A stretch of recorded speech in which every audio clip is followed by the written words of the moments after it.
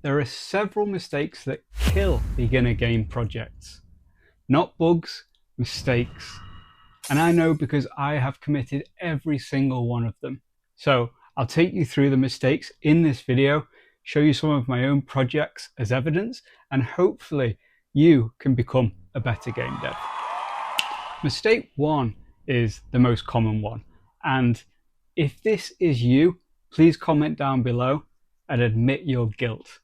And it's preparing to make a game, but never actually making one. How many of you are here because you are researching what is better, Godot or Unity? Should you use Unreal Engine?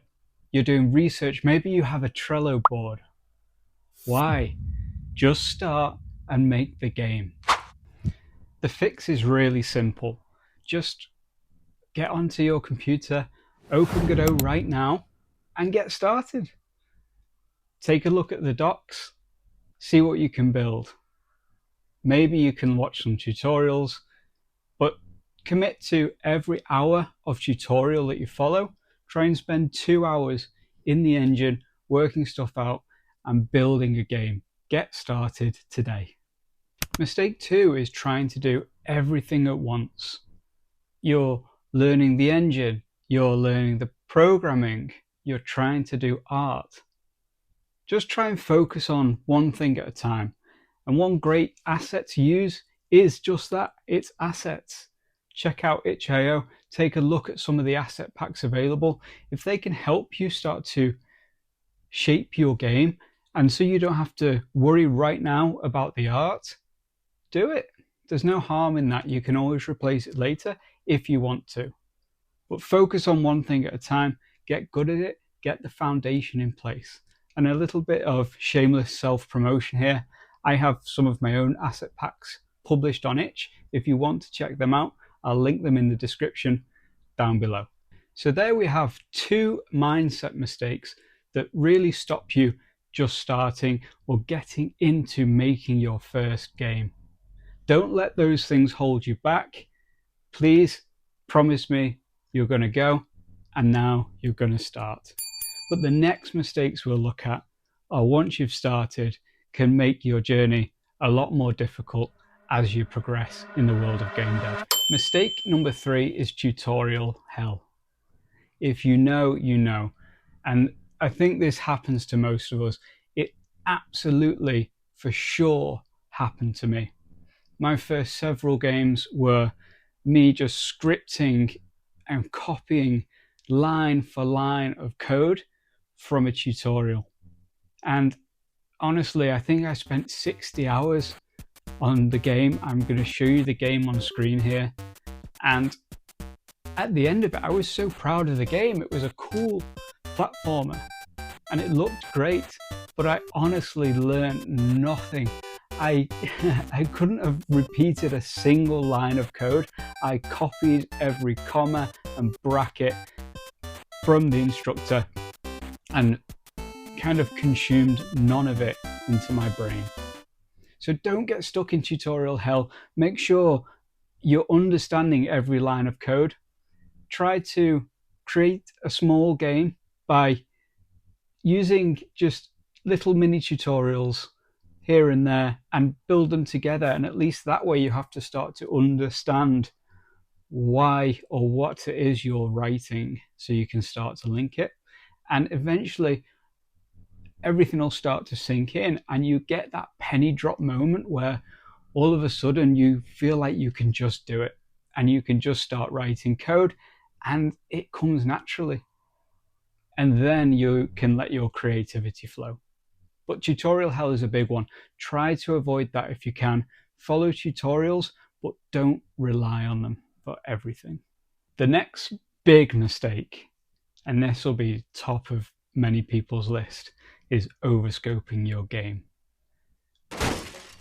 I know that right now you want to build your dream game. You want to remake Pokemon Yellow or Zelda. Tell me in the comments. But that's not a suitable first game. Despite the fact it may appear simple on the surface, those games are incredibly complex and incredibly long to create. Start off very small, and then when you have a small idea, make it smaller again. Think Pong. If you can build Pong at this beginner stage, then you are doing extremely well. If you can't build Pong, don't try and build something bigger.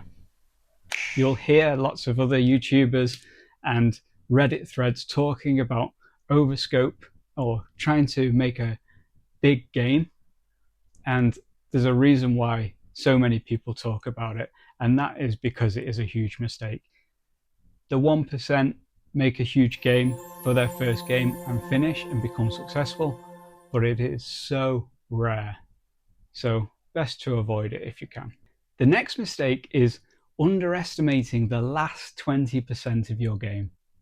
The final polish stage. You've got some cool art, you've got some game mechanics, you've even established a game loop. All that's left to do is just tidy it up, add some menus, a little bit of polish, and wow, does that take some time.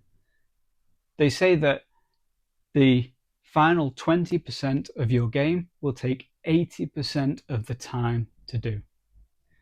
So don't get burnt out as you reach that last 20% because you still have a long way to go. And that's another good reason not to create big games.